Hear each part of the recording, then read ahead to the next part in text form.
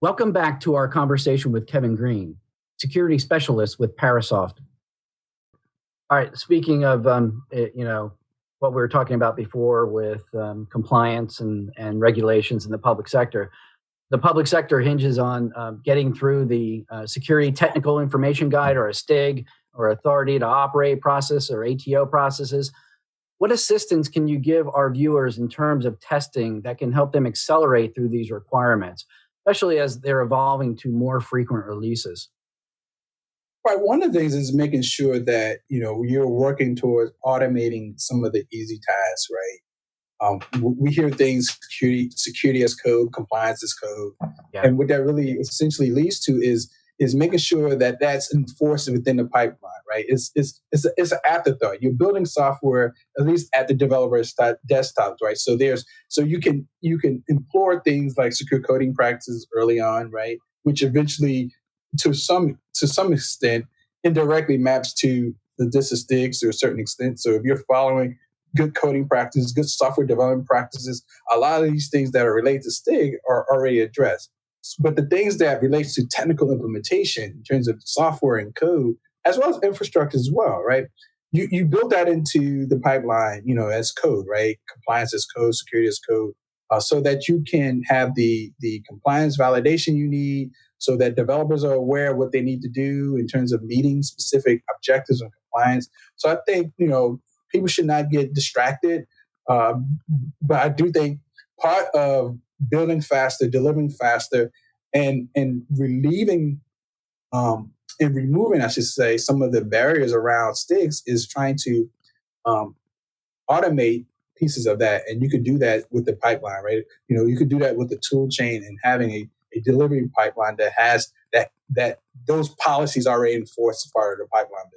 So at that point, especially like the emergency response system that's built into your pipeline, like immediately when you violate those constraints and compliance issues, you're immediately notified, so they get rectified immediately. And I think that's key. Right. So if you need to break a bill because certain compliance standards were not met, I think you can do that. But overall, if you're giving stuff to developers early on in the form of CWE or in the form of secure coding guidelines, to me, that's a good way to gain momentum moving down, upstream, in terms of software delivery, because as more momentum you get, there's less things you have to fix as it reaches the pipeline, so you can able to accelerate through software delivery, and less costly as well. Oh, absolutely. All right, so it somewhat in lines with that, with the recent Biden administration executive order on cybersecurity required that products provide a software bill of materials, and that, of course, that leads to the transparency that helps the government manage their risks and let them quickly determine what risks they're inheriting or what they might have in their own products that they purchase. What can our viewers do to help automate their ability to create their own SBOMs and to evaluate the SBOMs that they're getting through the products that they use? You guys are gonna get me in trouble with this SBOM stuff. No, I'm still on the fence in terms of SBOM, and in terms of transparency, I think transparency is needed. But I think I don't want organizations or developers to be paralyzed by too much information where they can't react, they can't respond fast enough. And I think if we're not careful with SBOM, that's why I'm taking a wait and see approach, because I think there's still a lot of things that needs to shake out and kind of be finalized as it relates to SBOM, right?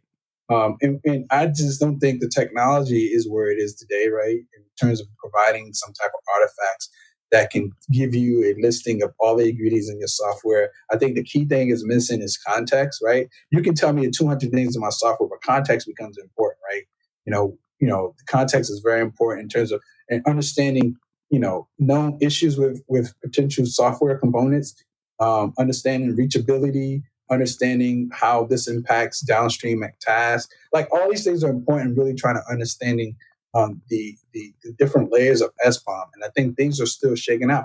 I do believe it's important to have it as part of the executive order, because I think it does show that the administration is serious about trying to reduce some of the issues we see in the supply chain, not knowing what's in your software. And I think that's a key part is trying to understand, like, what am I getting, right? Like, what's in my software? I think the key piece that is missing is context, because you can know what's in your software, but you don't understand the risk or how that impacts your deployment, your how it impacts your overall security posture. I think having the information is useless at that point. So I think technology is still maturing. I know that MITRE and other entities are working to try to develop some additional guidance. I know NIST is, as well as develop some additional guidance. I think what we will see is different technologies that will be cropping up that will help and assist automating that, right? Because you're right, automation is a big part of that, right? We got to be able to automate that because we got to work smarter, because we're going to be dealing with a lot of more information. I do think the contextual awareness is very important when we have a wealth of information like that. I think it might be a way of ferreting out more technical debt. Circling back to that when you've got a bunch of products that you don't know that they're even bad, that at least now when I have to report on it, when I have to say, oh yes, I am using this old product. Why haven't I updated that? That is by far the technical debt that I've seen out in the field that crushes a company. And then they just, I'm still using version 3 and it still does what I need it to do. Yeah, there's a lot of security problems with that, by the way. And now you have to report on that. So it is at least helpful in that regards. But I think it needs to inform risk management decision making software.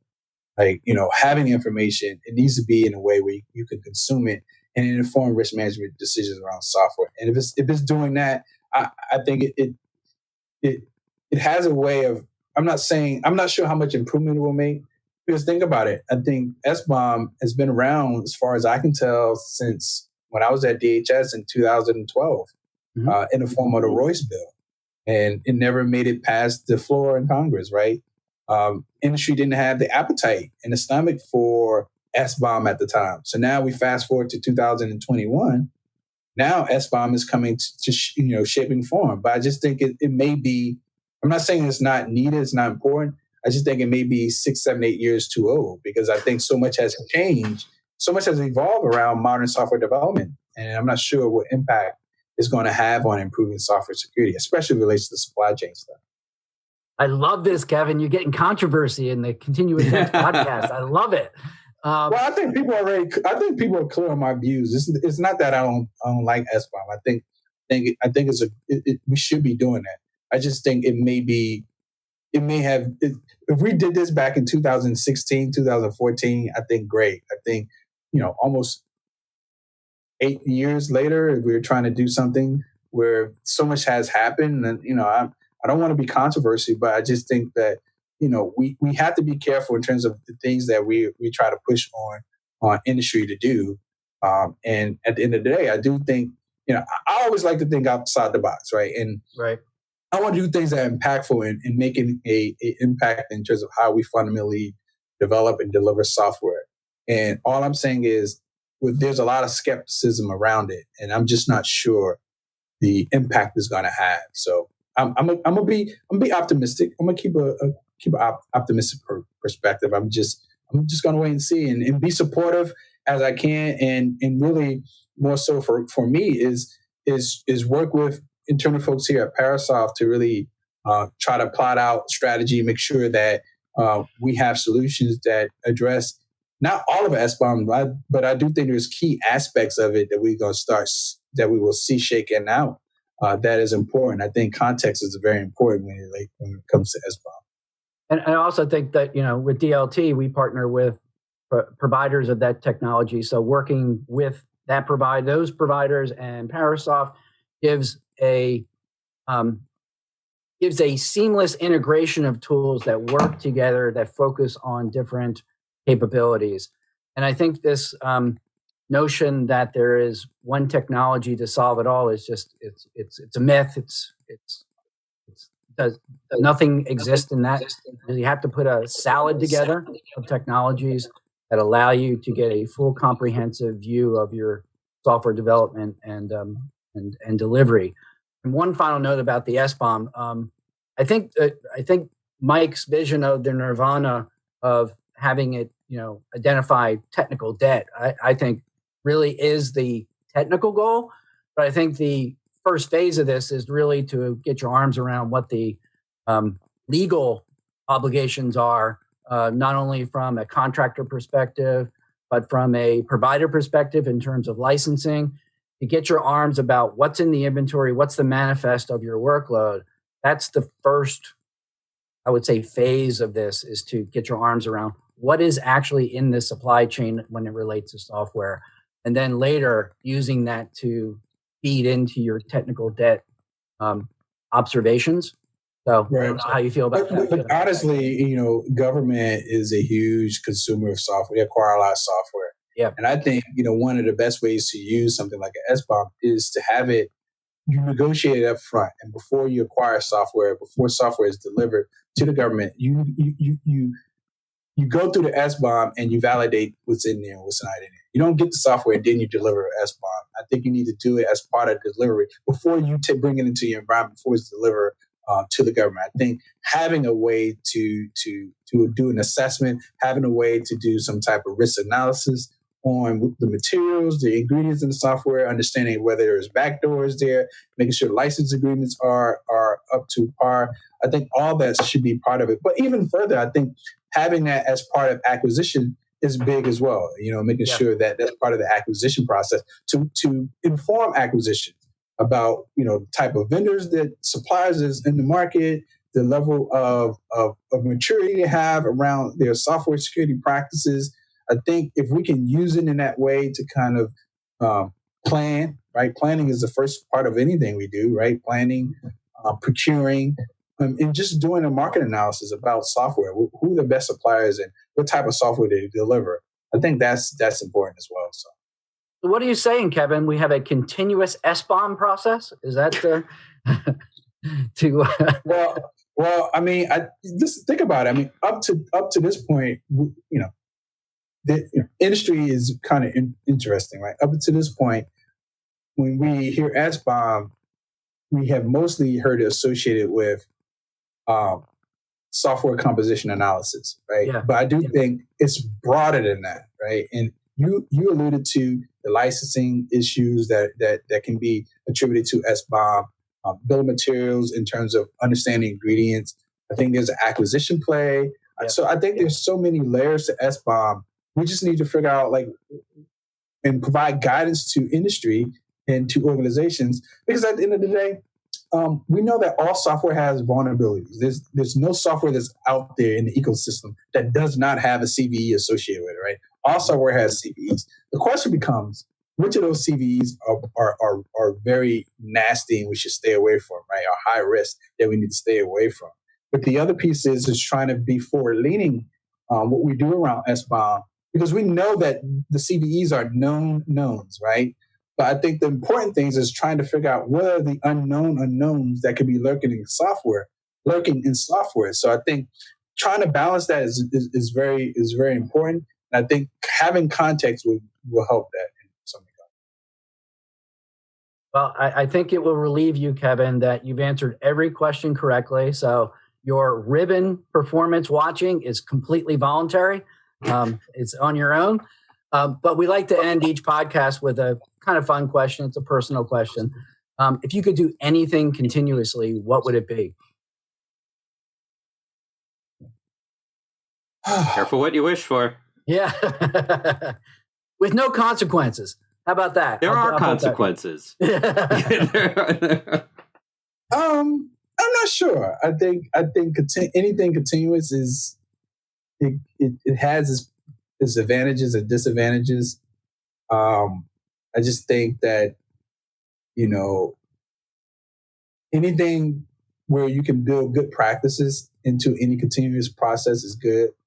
The problem is, in a lot of organizations, we see people who before they do anything continuous are operating in poor practices, right? And then they try to automate those poor practices, which is not good. So we're automating badness. So I just want us to automate goodness. And the more goodness we can automate, Continuous goodness.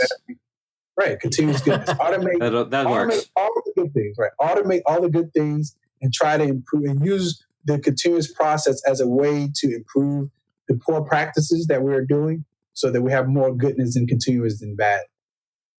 Great. All right, we try to keep that personal, but you went corporate wise. So all right. All right, that's I think you at least have to have the ribbon ceremony in the background or something. Right. And I appreciate you guys, and this was fun. And I appreciate talking about some of the challenges around software security and just kind of things that we think are things that are working as it relates to DevOps and DevSecOps.